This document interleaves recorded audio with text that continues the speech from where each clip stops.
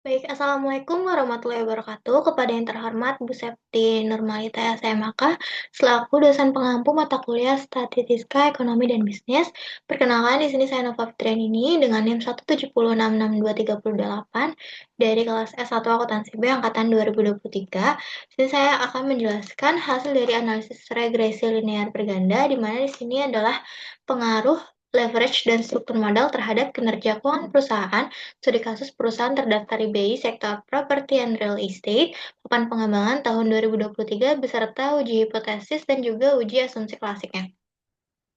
Nah, ini ada dasar pemikirannya dan juga di sini leverage dan struktur modalnya diukur melalui kalau leverage melalui DER, ini ada rumusnya, dan juga struktur modal melalui LDER, sedangkan kinerja keuangan perusahaan melalui ROE, di mana hasilnya ini berupa disajikan dalam persentase. Dan ini adalah referensi jurnal terdahulu yang menjadi acuan saya untuk menguji regresi dari variabel tersebut.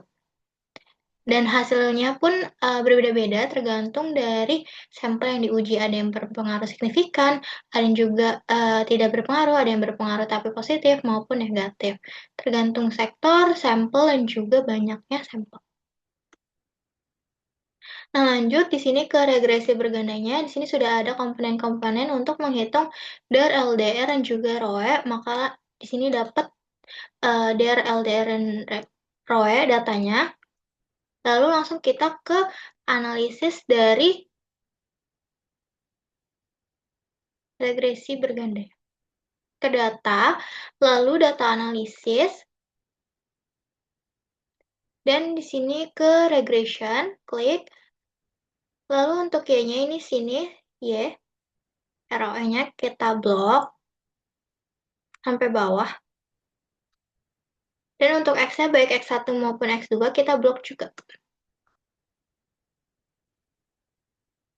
Nah, di sini kita checklist normal probability plot dan residual plot untuk uji asumsi klasik, uji normalitas, dan juga uji heterokodastisitas. Nah, untuk output range-nya di sini kita klik, kita mau taruh di mana.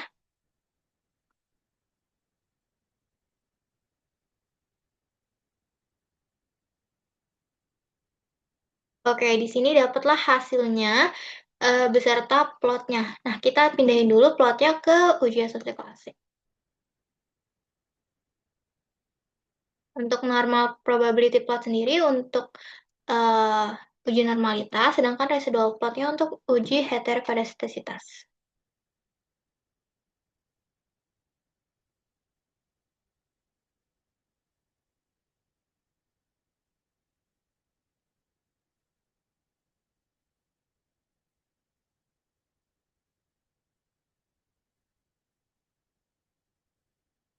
Oke, dan di sini sudah ada hasil dari summary output dari regression statistik dan juga tabel ANOVA.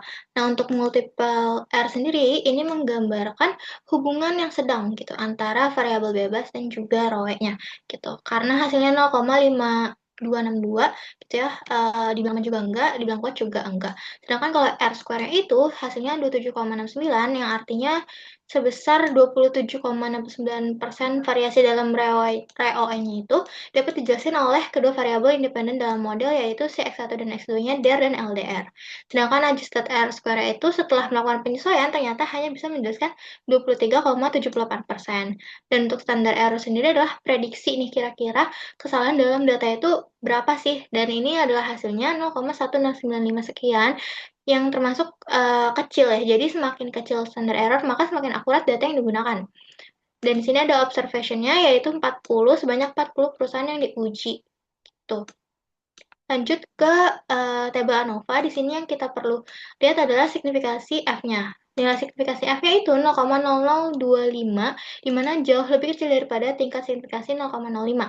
Maka secara keseluruhan modelnya itu signifikan gitu. Kalau nilai signifikasi F-nya lebih kecil daripada tingkat signifikasinya.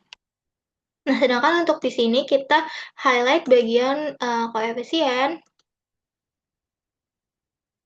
lalu ada T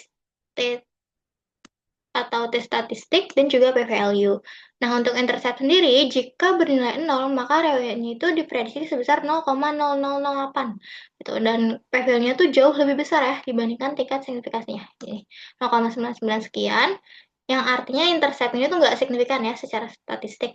Sedangkan untuk leverage dan struktur modal sendiri itu signifikan gitu, karena P-value-nya tuh jauh lebih kecil dibandingkan 0,05 gitu ya di sini. Hasilnya 0,00065 dan 0,007 gitu. Sehingga dia berpengaruh signifikan, tapi kalau X1 atau si leverage-nya itu berpengaruh positif, sedangkan kalau untuk si X2 atau ukuran perusahaannya itu berpengaruh negatif. Lalu di sini ada residual output dan juga probability output-nya. Lanjut ke hipotesis, di sini uji hipotesisnya itu dari 3 ujian, di mana pertama itu ada uji koefisien determinasi, yaitu dari nilai R square yang udah dijelasin tadi. Nih di sebelah sini, yaitu R square sendiri adalah 0,2769 atau 27,69%. Nah, hasil tersebut artinya si variabel ROI-nya itu dapat dijelasin sama struktur modal dan leverage itu sebesar 27,69%, dan sisanya 72,31% itu dijelaskan oleh faktor-faktor yang mempengaruhi lainnya. Sedangkan untuk uji hipotesis ada uji simultan F dan uji parsial T. Untuk uji simultan F-nya itu tadi menggunakan si signifikan F-nya itu, tadi kan sudah dijelaskan kalau signifikan F-nya itu jauh lebih kecil ya dibandingkan sama tingkat signifikasinya, yang artinya menunjukkan apabila variabel leverage dan struktur modal itu secara simultan atau berpengaruh signifikan terhadap kinerja keuangan perusahaan. Sedangkan untuk uji partial T-nya itu sebagai hipotesis dari H1, H2, H3, di mana H1 itu terdapat pengaruh leverage terhadap kinerja keuangan perusahaan, sedangkan H2-nya terdapat pengaruh struktur modal terhadap kinerja keuangan perusahaan, dan H3-nya terdapat pengaruh dari leverage dan struktur modal terhadap kinerja keuangan perusahaan. Nah, uji parsialnya ini kita membandingkan antara T statistik atau T state dengan T table. Nah, kalau T table ini kita dapat dari nih DF-nya itu, degree of freedom-nya itu 37 gitu, dan tingkat signifikasi yang kita gunakan adalah 0,05. Sehingga kalau kita lihat dari T-table-nya itu kita dapat 2,0,26. Sedangkan T statistiknya tuh dapat dari sini. Nah, kalau kita bandingin T statistiknya tuh untuk leverage dan struktur modal tuh jauh lebih besar dibandingkan T-table dalam nilai absolut gitu. Sehingga kalau dalam T hitungnya tuh lebih besar daripada T-table, maka secara statistik semua variabel tuh berpengaruh signifikan terhadap ROE pada tingkat signifikasi 0,05 gitu. Nah, kalau leverage-nya itu pengaruhnya positif, sedangkan struktur modal itu pengaruhnya negatif. Sehingga disimpulkan kalau leverage dan struktur modal itu punya pengaruh signifikan, kalau leverage pengaruhnya positif, sedangkan struktur modal pengaruhnya negatif. Lanjut ke uji asumsi klasik, di sini ada 3 uji, yaitu uji normalitas, uji heterokedastisitas, dan uji multikolinearitas. Untuk uji normalitas, kita lihat dari normal probability plotnya. Di sini dapat lihat kalau plotnya itu overall gak jauh dari garis trendline-nya gitu. Kecuali ada satu di sini sebagai outlier yang kalau kita lihat dari datanya itu ada di punya perusahaan Pakuan Tbk. Nah, kalau kita lihat itu angkanya emang jadi outlier ya, atau terlalu ekstrim perbedaannya sama perusahaan-perusahaan yang lainnya. Dan kalau kita lihat dari residual output atau probability outputnya pun juga sangat menyimpang ya dibandingkan dengan hasil yang lain. Makanya di sini ada outliernya gitu, untuk si Pakon TBK. Sehingga dapat disimpulkan bahwa asumsi normalitas itu cenderung terpenuhi gitu, meskipun ada satu nih yang jauh banget dari garis trendline-nya. Untuk uji heterokedastisitas, baik variabel 1 maupun variabel 2, dia tuh memang tidak membentuk pola tertentu, tapi dia tidak menyebar secara acak. Kalau misalkan uji ini mau terpenuhi, dia harus tersebar secara acak dan juga jangan bentuk pola tertentu. Nah, dia memang tidak membentuk pola tertentu, tapi dia ngumpul di satu titik, baik variabel 1 maupun variabel 2. Sehingga dapat disimpulkan bahwa asumsi heterokedastisitasnya itu belum sepenuhnya terpenuhi. Sedangkan untuk uji multikolinearitasnya itu menggunakan rumus FIF, di mana FIF-nya itu 1 dikurang 1 per R square, ini dari sini 0,2769 dapatlah 1,3830. Sehingga hasil dari FIF-nya ini masih jauh nih dari angka 10. Tidak ada indikasi multikolinearitas.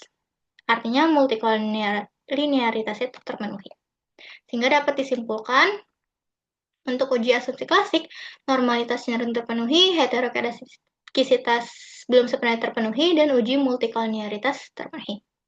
Sedangkan untuk uji hipotesisnya, baik leverage maupun struktur modal tuh sama-sama berpengaruh signifikan terhadap kinerja keuangan perusahaan sektor properti dan real estate. Nah, untuk leverage pengaruhnya positif, sedangkan untuk struktur modal pengaruhnya negatif. Baik, itu saja yang bisa saya sampaikan. Kurang lebihnya mohon maaf. Wassalamualaikum warahmatullahi wabarakatuh.